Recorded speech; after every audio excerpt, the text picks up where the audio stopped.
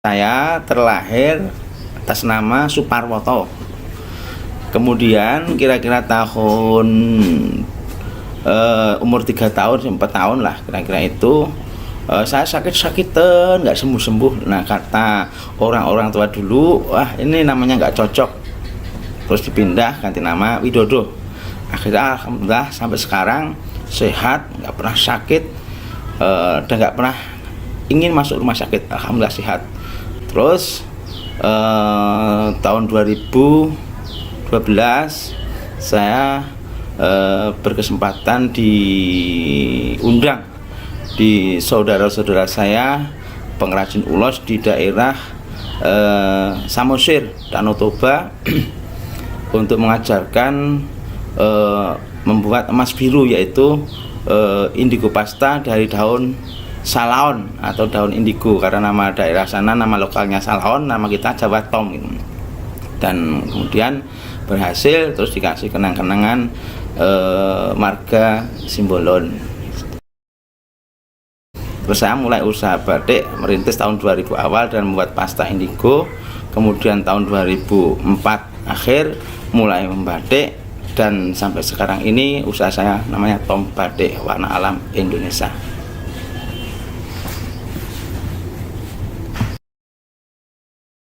Ya, mula-mulanya sebelum saya sampai hari ini seperti ini, awalnya kita memang eksperimen mencoba pembuatan indigo pasta, memanfaatkan tumbuhan-tumbuhan daun tom, nama Jawanya, yang banyak tumbuh di sekitar kita, khususnya di jalan Dandeles sampai ke arah Bandara Baru Kulon Progo yang bangun ini. Awal tahun 2000 saya mencoba itu, dan sampai dengan tahun 2003 itu kita menemukan pasta yang saya anggap bagus. Kemudian kita tawar-tawarkan ke Jogja, banyak orang yang minat dan membeli, dan akhirnya berlanjut. Kemudian kita budidayakan sendiri di lahan kita, kebun kita, di sawah kita sampai sekarang ini. Awalnya itu kita bereksperimen mencoba membuat pewarna biru yang terbuat dari daun tom atau indigo. Kemudian kita fermentasi, kita bikin pasta. Kemudian hasilnya kita jual ke teman-teman Sentral Industri Batik, dan banyak yang minat. Akhirnya dari penjualan pasta indigo tadi selama 3 tahun kira-kira terkumpullah uang.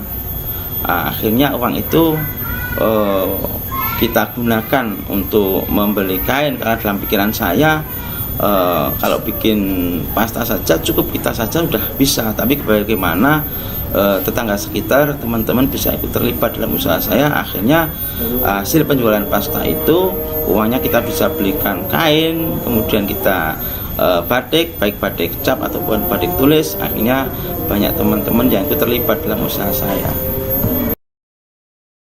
Misi tujuan saya yaitu bagaimana warisan budaya nenek moyang kita yang dulu sudah memang dikerjakan oleh pendahulu-pendahulu kita itu, yang kemudian bergeser warna sintetis. Kemudian proses pengerjaan warna sintetis yang benar-benar tidak dikelola dengan baik, proses limbahnya itu akhirnya menimbulkan masalah pencemaran lingkungan. Akhirnya dari situ bagaimana supaya kita membuat suatu produk, khususnya produk batik yang ramah lingkungan dengan warna alami, dan sumber daya alamnya sudah melimpah ada di sekitar kita. Kalau kita sudah ada, disediakan oleh Tuhan, kenapa tidak kita manfaatkan?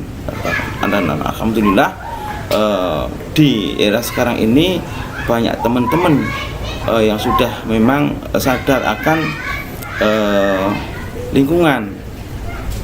Kenapa? Terbukti anak-anak muda sekarang tidak ngetel kalau tidak pakai warna indigo, tidak tren kalau nggak pakai batik indigo, seperti itu.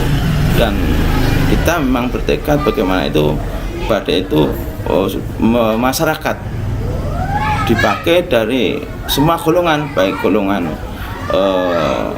kecil maupun golongan yang orang-orang menengah ke atas gitu. Terbukti anak-anak muda sekarang di kampung kita ini bahkan seragam-seragam sinoman sudah mereka pakai batik. Kemudian anak-anak sekolah sejak SD aja di muatan-muatan lokal itu, apalagi SMP sudah diajarkan tentang batik seperti itu.